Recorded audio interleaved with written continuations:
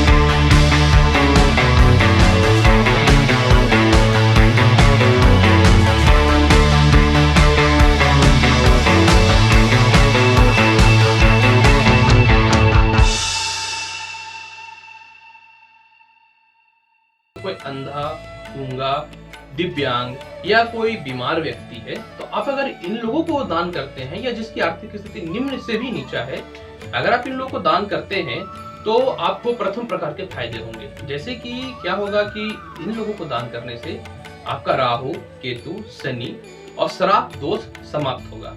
क्योंकि ऐसे व्यक्ति जो होते हैं, ईश्वर के द्वारा ऐसे व्यक्तियों को इतना ज्यादा कष्ट प्राप्त होता है कि ये किसी भी प्रकार के कार्य करने में सक्षम नहीं होते हैं। तो नहीं होते हैं, इनके द्वारा जो आपको समझ लीजिए कि मैं बोल सकता हूँ कि पुण्य मिलता है, ये बहुत ज्यादा जो है समझ लीजिए कि वो आपके लिए कारगर होता है। यानी आपके लिए मैं बोल सकता हूँ कि अंतर आत्मा से जो है समझ लीजिए कि आपको बहुत ज्यादा दुआ देते हैं। इसके बाद फिर मैं आपको और कुछ बात बताता हूँ।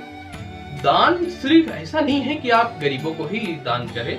होता क्या है कि समझ लीजिए कि आप अगर आपके घर के जो बच्चे, पत्नी और माँ बाप जो होते हैं, अगर ये लोग अगर अभी आपसे खुश नहीं हैं, तो भी आप उन्नति नहीं प्राप्त कर सकते। यानी अगर आप किसी चीज में सक्षम हैं और अपने बच्चों का, पत्नी का और अपने परिवार वालों का अगर आप उस चीज को कर सकते हैं तो आप कीजिए। इससे क्या होगा कि आपके पास कभी धन की कमी नहीं होगी। ये दान नहीं है, ये कर्तव्य है, लेकिन दान की श्रेणी में इसको मैंने देखा है, शास्त्र में वर्णन है कि रखा गया है। इसके बाद फिर मैं आपको और कुछ बातें बतलाने वाला हूँ। होता क्या है कि दान आप कर रहे हैं, चलिए बहुत अच्छी बात है, लेकिन क्या नहीं करें दान, ये भी बहुत इंपॉर्टेंट होता है। अगर आप मान के चलिए कि कुछ भी दान कर दे रहे हैं और आपको ये नहीं पता है कि किस समय क्या दान करना चाहिए, तो इसका भी नुकसान आपको बहुत ज्यादा होगा। तो अब सवाल उठता है कि क्या क्या दान नहीं करना चाहिए। जिसमें सबसे पहला मैं आपको बतलाने वाला हूँ कि गुरुवार के दिन और शुक्रवार और सोमवार के दिन अगर आप किसी शादी, पार्टी, फंक्शन में जाते हैं तो क्या होता है कि आप लोग चांदी का या सोना का ऑर्नामेंट्स, ज्वेलरी कुछ भी खरीद के देते हैं। तो अगर गुरुवार के दिन अगर शादी पड़ता हो तो आप इस दिन सोना का दान मत किया कीजिए। इससे क्या होगा कि आपके घर में लक्ष्मी जी रुष्ट हो जाएगी और आपका जो है धन की कमी होने लगेगा। और अगर आप सोमवार के दिन और शुक्रवार के दिन किसी का कोई पार्टी फंक्शन में जाते हैं तो आप इस दिन चांदी का दान मत कीजिए। इससे क्या होगा, इससे भी आपके घर में सुख समृद्धि और धन की कमी होने लगेगी। अब इसके अलावा जो है ये प्रथम श्रेणी का दान होता है जो इस दिन नहीं करना चाहिए। झाड़ू कभी किसी को दान मत किया कीजिए। झाड़ू दान करने से आपकी घर की जो है समझ लीजिए कि लक्ष्मी समाप्त होने लगती है। स्टील का बर्तन कभी दान मत किया कीजिए। स्टील का बर्तन दान करने से क्या होता है कि आपका चंद्रमा और शनि दोनों खराब होने लगता है, इसलिए कभी स्टील का बर्तन को दान नहीं करना चाहिए। इसके अलावा जो है अगर आप कोई वस्त्र पहने हुए हैं तो इसे भी शास्त्र में वर्णन है कि आपको दान नहीं करना चाहिए। कुछ लोग क्या होते हैं कि जैसे कि मैं एक एग्जांपल देता हूँ, घर में बहुत सारे सदस्य होते हैं और आप कोई वस्त्र हमेशा धारण करके रखते हैं और आपके घर वाले को या फिर आपके दोस्त या फिर कोई भी रिश्तेदार को पसंद आ जाए तो आप क्या करते हैं कि वो एक बार उसे पहन लिया तो आप छोड़ देते हैं कि जाओ यूज करो। ये गलत होता है, ये नहीं करना चाहिए। इवन कि अपना वस्त्र भी दूसरे को पहनने के लिए नहीं देना चाहिए। इससे आपको नौकरी में सफलता और इसके बाद फिर जो है धन की कमी होने लगेगी। इस चीज को आपको ध्यान रखना है।